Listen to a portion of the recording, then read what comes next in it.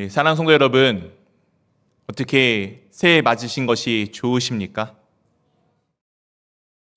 네, 우리 어린아이들이 안 좋다고 하면은 이거 도대체 어떻게 해야 될지 모르겠습니다. 사실 우리가 새해를 맞이한다는 것은 우리 가운데 있어서 참 복된 일입니다. 우리 사랑하는 성도 여러분, 이 한 해 또한 여러분들은 어떤 마음과 어떠한 계획들을 세우셨습니까? 계획을 세우신 것들이 또한 올 한 해는 잘 이루어지고 그것들이 주님 안에서 정말 복된 시간 되기를 원합니다. 우리가 원래 보통은 새로운 한 해가 되면은 이런저런 계획을 세우고요. 또 이런저런 결단들도 하곤 합니다. 그런데 이 문제는 이 결단이 결단코 연말까지 지속되지 못하는 경우가 너무나도 허다하다는 것입니다. 하지만 우리가 올해는 꼭 그 일들이 주님 안에서 잘 계획되어지고 또한 그 계획되어진 것들이 그냥 하루 이틀에 끝나는 것이 아니라 연말까지 잘 이루어지고 결실을 맺기를 원합니다. 그렇다면 우리가 이것들을 어떻게 해나갈 수 있을지, 그리고 우리가 그것을 위해서 어떤 것들을 준비해야 될지를 오늘 말씀을 통해서 함께 보고자 합니다. 우리가 알고 있다시피 오늘의 내용은 우리가 잘 알고 있는 내용입니다. 오늘 또한 이 말씀은 마태와 마가 그리고 요한복음에 기록되어져 있는데, 오늘은 마태와 요한복음을 조금은 함께 번갈아 가면서 조금 비교하며 또한 우리가 그 가운데 보아야 할 것들을 함께 보기를 원합니다. 마태복음에는 오늘 이 내용을 이야기하기 전에 다음과 같은 말씀을 우리 가운데 전하여 줍니다. 1절, 2절입니다. 예수께서 이 말씀을 다 마치시고 제자들에게 이르시되 너희가 아는 바와 같이 이틀이 지나면 유월절이라 인자가 십자가에 못 박히기 위하여 팔리리라 하시더라. 예수님께서 무엇을 하셨냐면은 이 말씀을 다 마치셨습니다. 마태복음에 의하면은 예수님께서는 지금 예루살렘에 들어오셨고 이미 제자들에게 자신의 어떻게 될지를 다 알려주시고 그리고 미래에 관련되어 있는 마지막 때에 관련되어 있는 모든 내용을 말씀하여 주셨습니다. 그리고 이틀 뒤에 유월절이어서 인자가 못 박히기 위해 십자가에 못 박히기 위해 팔리실 것을 자신의 죽음을 한 번 더 제자들에게 전하여 주었습니다. 요한복음에는 이 내용을 조금은 다르게 이렇게 우리 가운데 말씀하여 줍니다. 요한복음 12장 1절입니다. 유월절 엿새 전에 예수께서 베드니에 이르시니 이곳은 예수께서 죽은 자 가운데서 살리신 나사로가 있는 곳이라. 아까 마태복음에는 이틀 전이라고 했는데 오늘 요한복음에는 엿새 전이라고 우리 가운데 표현하여 주고 있습니다. 그래서 어떤 학자들은 이 사건이 다른 사건이라고 보는 학자들도 있고 또 다른 학자들은 한 사건인데 그냥 어떤 학자들은 이틀 전에 다시 옛날 과거를 떠올리는 것으로 지금 엿새 전에 있었던 그 일을 기억하는 것으로 마태복음은 그려주고 요한복음은 현재 실시간처럼 우리 가운데 그려주는 이 방식의 차이가 있다라고 여기는 학자들도 있습니다. 무엇이 사실인지는 우리가 알 수가 없지만 중요한 것은 이 사건이 유월절 앞에 있었다는 것입니다. 그리고 그 장소가 어디죠? 오늘 베다니라는 곳에서 이루어지게 됩니다. 이 베다니는 어디입니까? 우리가 알고 있는 나사로의 고향입니다. 나사로가 살던 동네입니다. 나사로는 어떤 사람이었습니까? 아시는 거죠? 죽었다가 살아난 사람입니다. 어떻게 살아나게 되었습니까? 예수님께서 그를 살리셨습니다. 그 사람이 살아가는 동네가 바로 이 베다니였고 나사로의 여자 형제는 우리가 알고 있다시피 마르다와 마리아입니다. 이 나사로가 살아가는 그 동네 베다니는 예루살렘에서부터 한 5리 정도, 2km 정도 떨어져 있는 멀지 않은 동네였고요. 이 동네의 당시 시대의 모습은 가난하고 병들고 약한 사람들이 모여 살던 동네였습니다. 마태복음에서는 이 베다니를 이렇게 오늘 예수님이 계실 때 이렇게 우리 가운데 말씀하여 주고 있습니다. 마태복음 26장 6절 말씀 같이 읽어보도록 하겠습니다. 예수께서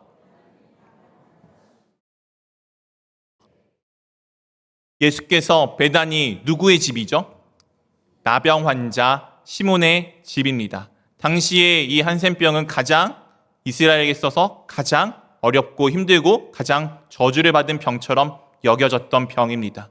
오늘 시몬의 집에 있었다는 것은 베다니에 시몬이 나병 환자인 시몬이 살아간다는 것은 그 동네가 어떠한지를 우리 가운데 잘 보여주고 있습니다. 병들고 힘들고 소외받은 사람들이 모여 사던 이 땅 가운데, 이 도시 가운데 오늘 주님께서 함께하여 주시고 계셨습니다. 오늘 이런 가운데 이와 같은 일이 벌어지게 됩니다. 우리 첫 번째 주제 한번 같이 읽어보도록 하겠습니다. 첫째, 모든 것을 드리는 여인. 오늘 이 복음서에 오늘 하나님의 말씀 가운데 한 여인이 등장합니다. 이 마태복음에는 이렇게 우리 가운데 말씀하여 주고 있습니다. 7절 말씀 같이 함께 읽어보도록 하겠습니다.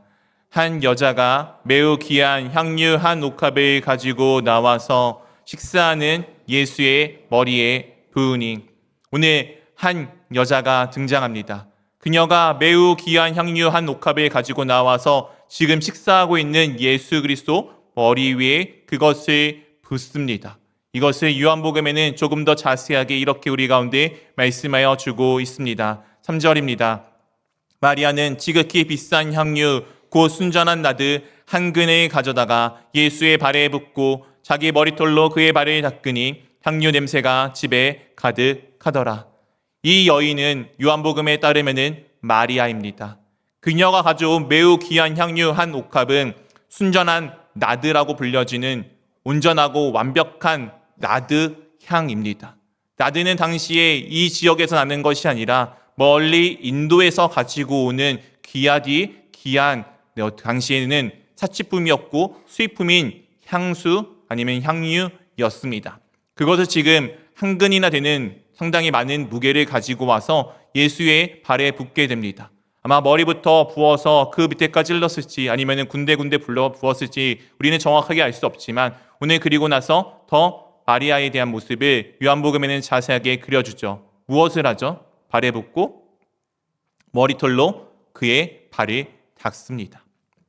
당시 유대인들에게 있어서 누군가 손님을 초청하면은 꼭 집에 가장 귀한 손님들을 초청할 때마다 가장 낮은 종들이 하는 일이 있었습니다. 그것은 그 손님의 발을 닦아주는 행위였습니다. 건조한 사막 기후에 이제 걸어다녀 보면은 발이 쉽사리 더러워지기 때문에 이것은 가장 귀한 손님을 대접하는 모습이었고 사실 그것을 하는 일은 주인장이 하는 것이 아니라 그 주인의 가장 낮은 종이 하는 일이었습니다.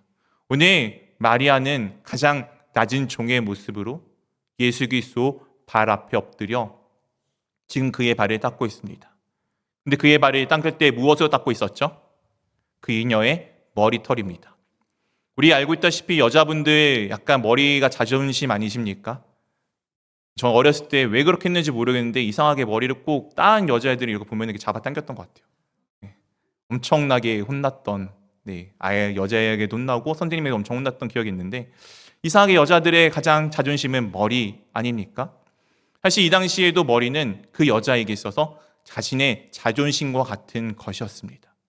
오늘 그 가장 귀하고 가장 높은 그 자존심을 지금 가장 낮고 천한 모습으로 예수 발 앞에 엎드려 지금 그것으로 예수님의 발을 닦고 있습니다.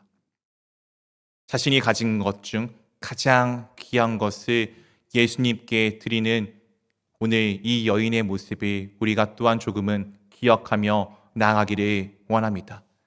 그런데 이런 상황 가운데 오늘 제자들의 반응은 이와 같습니다. 우리 그것을 발표하기 전에 두 번째 주제 한번 같이 읽어보도록 하겠습니다.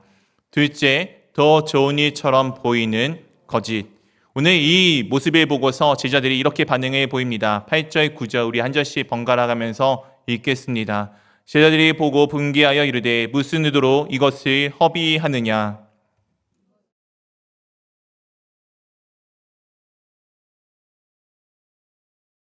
제자들이 이 장면을 보고서 지금 무엇을 하고 있습니까? 화를 내고 있습니다. 분개를 하고 있습니다. 우리가 알고 있다시피 그냥 화내는 게 아니고 분개하는 것이 조금 더 엄청나게 큰 폭발적인 반응임을 알고 계시죠. 왜 그렇게 화를 내냐면은 지금 무엇을 하고 있다고 생각하기 때문입니까? 이것을 허비한다고, 버린다고 생각하고 있었기 때문입니다. 그렇죠. 오늘 이 향료는 사실 상당히 값진 것입니다. 이 값진 것을 그냥 누군가 머리 위에 붓고서 땅바닥에 흘리는 것은 어떻게 되는 것이죠? 더는 그것을 사용할 수 없게 되는 것입니다. 오늘 갑자기 예수의 머리에 그 발에 부어버린다는 것은 제자들이 보내기에는 지금 그것을 그냥 버리는 행위였어요. 예수님에게 있어서 그거를 굳이 해야 될 필요가 없는 상황 가운데 마리아가 행했다는 것은 제자들의 입장에서는 이해되지 않고 납득이 되지 않는 것입니다. 오히려 그들은 지금 이 6월절 시기에 그들이 당연하게 행해야 했던 일, 누군가 가난한 사람을 구제하는 일에 오히려 그 향유를 팔아서 그들에게 도와주는 것이 훨씬 더 알맞으니 적당하니 그것이 옳은 일이라고 여겼습니다. 우리가 크리스마스가 되거나 연말 연시가 되면은 주변의 이웃들을 돌보지 않습니까? 당시 6월절에도 그런 문화와 풍습이 있었습니다. 그렇게 제자들이 지금 이야기하는 것은 어떻게 보면은 당시에 문화적으로 더 알맞고 합당하고 옳은 이야기를 하고 있는 것입니다. 오늘 이 제자들이 분개한 이유가 어떻게 보면은 정당해 보입니다. 그리고 오늘 요한복음에는 이 제자들에 대해서 조금 더 자세하게 말씀하여 주고 있습니다. 요한복음 12장 4절 5절 한 절씩 번갈아 가면서 읽겠습니다. 제자 중 하나로서 예수를 잡아줄 가룟 유다가 말하되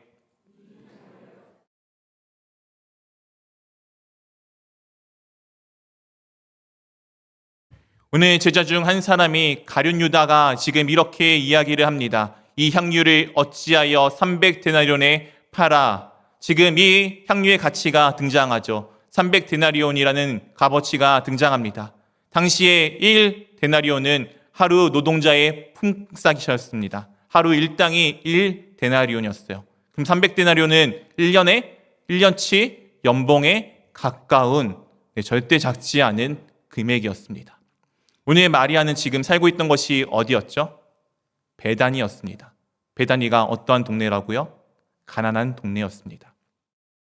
만약 부자에게 있어서 이 가치가 요즘에 얼마나 하는지 모르겠지만 그냥 좀 이해하기 쉽게 3천만 원을 친다면은 누군가 몇백억, 몇천억 갖고 있는 사람에게 있어서 3천만 원은 그래도 그렇게 큰 돈은 아니겠지만 가난한 마리아에게 있어서 3천만 원은 엄청나게 큰 금액이었을 것입니다. 오늘 그것은 이 제자들도 알고 있었고 예수님도 알고 있었고 지금 마리아도 알고 있었고 그의 형제들도 알고 있었을 것입니다.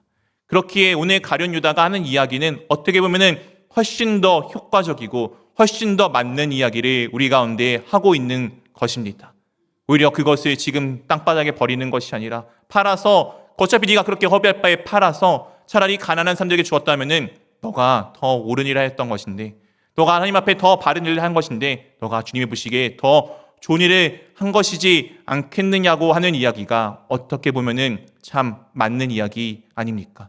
그런데 오늘 요한복음의 이 가룟 유대의 본래 마음을 이렇게 우리 가운데 말씀하여 주고 있습니다. 6절 한번 같이 읽어보도록 하겠습니다.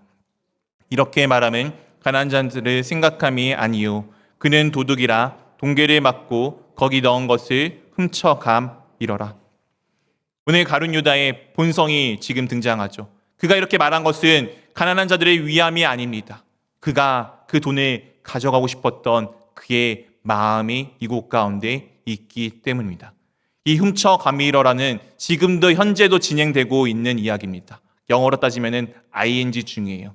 훔쳐왔고 지금도 훔치고 있는 이 가룟 유다가 정작 누군가 바른 일을 이야기하는 것처럼 생각하지만 정작은 자기의 이익이 사라진 것에 대해서 분개하고 화를 내고 있는 모습을 우리 가운데 보여주고 있습니다.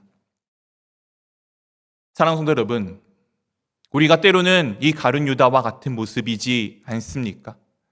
주님 앞에서 주님에 위한 무언가 한다고 이야기하면서 정작은 그 안에 가장 중요한 내 이익, 내 만족, 내 이득에 더 우리가 밝히 있었던 것은 아닌가요?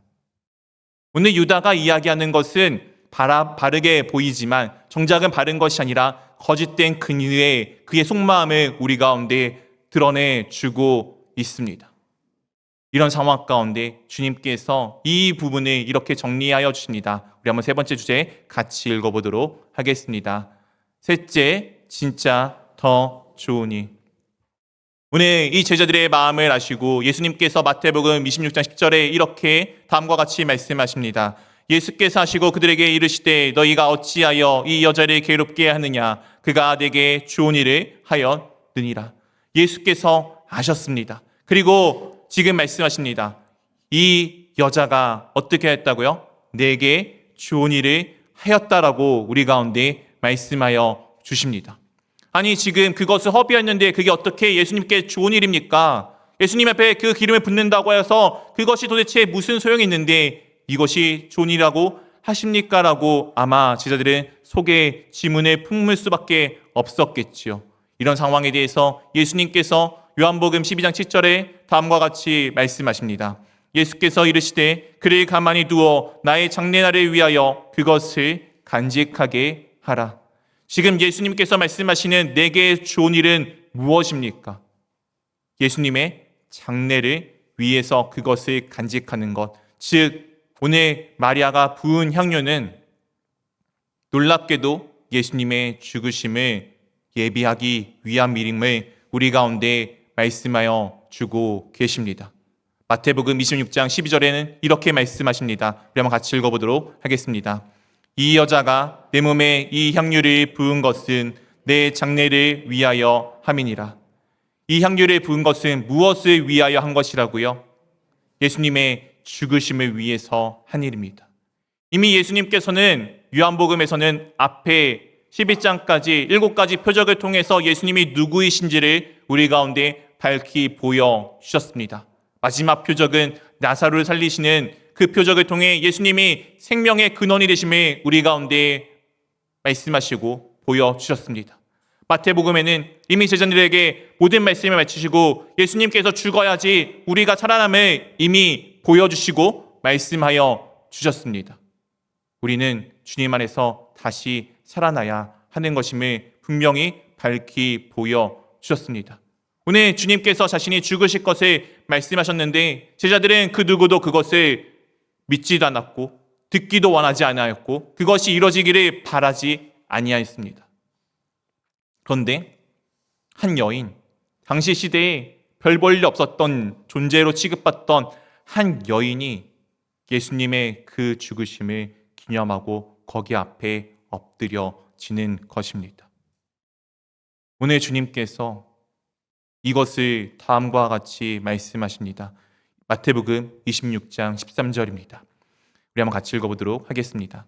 내가 진실로 너희에게 이르노니 온 천하에 어디서든지 이 복음이 전파되는 곳에는 이 여자가 행한 일도 말하여 그를 기억하리라 하시니라. 오늘 예수님의 복음이 전해지는 모든 곳에 오늘 이 여인이 행한 일이 함께 어떻게 된다고요? 전해지고 그녀도 기억할 것, 그녀가 행한 일을 기억할 것이라고 말씀하여 주십니다. 한번 묻겠습니다. 우리 사랑하는 성도 여러분, 복음을 들을 때 오늘 이 내용을 꼭 반드시 같이 들으셨습니까?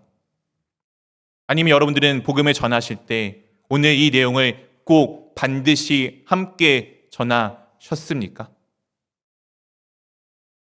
여러분들은 어떤지 모르겠지만 저는 아닙니다. 그래서 오늘 이 말씀을 두고서 많이 기도하며 고민을 해봤습니다. 예수님께서 하신 말씀을 내가 안 지킨 것인가? 아니면은 주님이 거짓말을 한 것인가? 그런 가운데 제가 얻은 결론은 그렇습니다. 중요한 거는 오늘 마태복음에 이 여자의 이름은 등장하지 않습니다. 어떠한 무명입니다. 중요한 것은 이 무명인 여인이 행한 일이에요. 그것은 무엇입니까? 예수 그리스도의 죽으심을 기억하며 그것을 위해서 자신의 가장 값진 것을 드리는 그녀의 모습을 우리 가운데 말씀하여 주셨다는 것입니다. 그러면은 조금은 이해가 됩니다. 네, 복음을 전할 때, 누군가가 나에게 복음을 전할 때 우리는 그 사람의 그 십자가의 죽으심에 대한 확신, 예수 그리스도가 나를 위하여 십자가를 죽였다는 것을 확신하고 살아온 그분의 그 모습의 삶들을 우리가 들었고 누군가에게 전할 때 우리의 삶을 그렇게 전합니다. 그렇다면은 이 여인의 드린 것이 아니고 내가 주님 앞에 드린 모습, 그것을 주님께서 기억하시고 복음에 전해지는 그곳 가운데 녹아내시는 것을 우리가 알 수가 있습니다. 올해의 표는 무엇입니까? 표대를 향하여 가는 것입니다. 우리가 알고 있다시피 이 내용은 빌립보서에 지금 빌립보에 편지하는 바울이 고백이 담겨져 있습니다. 누구보다 가장 뛰어났던 바울이 과거의 그 모든 것들, 자신의 잘난 것들 다 그것을 해로 여기고 오직 예수 그리스도의 죽으심을 본받고 그의 부활에 참여하기 위해, 그의 부활을 알기 위해서 고난에 참여하기를 기뻐하며 예수 그리스도를 향하여 뒤에 있는 과거를 다 잊어버리고 오직 앞에 계신 예수 그리스도께 향하여 다름질하기를 그가 결단하고 있습니다. 처음부터 바울이 이 일들을 할 수 있었을까요? 아니요. 그의 처음 시작은 참 작은 것을 드리면서 시작하였을 것입니다. 그 작은 것이 조금은 더 큰 것으로 바뀌고 조금은 더 큰 것으로 바뀌고 조금은 더 큰 것으로 바뀌다 보니 어느덧 그의 일생을 주님 앞에 달려가는 예수 그리스도를 닮는 그 셈으로 나아갈 수 있었던 것 아닙니까? 오늘 주님께서 이 향유 붓는 여인을 통해서 우리 가운데 말씀하시는 것이 이와 같은 내용입니다. 너는 지금 나를 위해 작은 것 하나 주었지? 너를 통해 이 땅 가운데 복음이 심겨질 거야. 너가 지금 어제보다 오늘 조금 더 큰 것 드렸니? 어제보다 더욱 너의 삶 가운데 내가 너와 함께함이 드러나게 될 거야. 그리고 주님께서 말씀하시겠죠. 원하기는 너의 모든 순간에, 너의 모든 삶에 어떠한 한숨의 순간이라도 나는 너와 함께함을 너가 기억하고 믿고 그렇게 내 안에서 평안함을 누리기를 원해. 말씀을 맺겠습니다. 우리 사랑하는 성도 여러분, 올해의 표는 예수 그리스도를 향하여 나아가는 표대를 향하여입니다. 우리 조금 결단하며 나가기를 원합니다. 다음 주에는 제가 조금 여러분들에게 기도 제목과 여러분들이 소망하는 것들을 좀 받을 수 있는 어떠한 조금 종이를 나누어 드리려고 합니다. 이 일주일 동안 여러분들이 기도하십시오. 내가 할 수 있는, 주님 앞에 드릴 수 있는 작은 것 하나 무엇인지를 결단하기 위해 기도하기를 원합니다. 이 작은 것은 결단코 계속 이루어질 수 있는, 정말 쉽게 할 수 있는 작은 것이어야 합니다. 주님 앞에 가장 중요한 것은 계속해서 달려가는 거예요. 가다가 멈추고 다시 돌아가는 게 아니라 내가 앞으로 갈 수 있는 계속 결단이 우리 가운데 필요합니다. 그래서 여러분들이 부담 갖지 아니하는 정말 실천할 수 있는 작은 것 하나 하기를 원합니다. 아침에 눈을 뜨면서 하는 기도가 누군가에겐 될 수도 있고요. 누군가는 식기도일 수도 있고요. 누군가에게는 말씀 하나, 한 절, 한 문자 하나 읽는 것일 수도 있습니다. 누군가는 지나가는 누구에게 도와주는 일일 수도 있고요. 때로는 가까운 가족에게 사랑한다고 아니면 안아주는 포옹이 될 수도 있습니다. 그것이 무엇이든 여러분이 지속할 수 있는 그 하나를 결단하기 위해서 이 한 주 동안 기도하십시오. 그리고 여러분들의 기도 제목을 한번 놓고 기도해 보십시오. 원하기는 누군가 주변에 있는 누군가를 위한 기도가 되기를 원합니다. 이 땅 가운데 죽어가고 있는 한 영혼을 위해서 기도를 하는 한 주가 되기를 원합니다. 그리하여 다음 주에는 우리가 그것을 기록하고 적고 또한 그것이 계속 이루어지는지를 이 한 해 보기를 원합니다. 그리고 원하기는 연말에 우리가 그것을 결산할 때 주님께서 정말 나와 함께 하시고 이것을 이루셨구나라는 그 열매가 있는 한 해가 되기를 원합니다. 함께 그렇게 주님 앞에 결단하시고 주님과 동행하는 이 한 주의 삶이 될 수 있기를, 이 한 해의 삶이 될 수 있기를 주님의 이름으로 축원드립니다.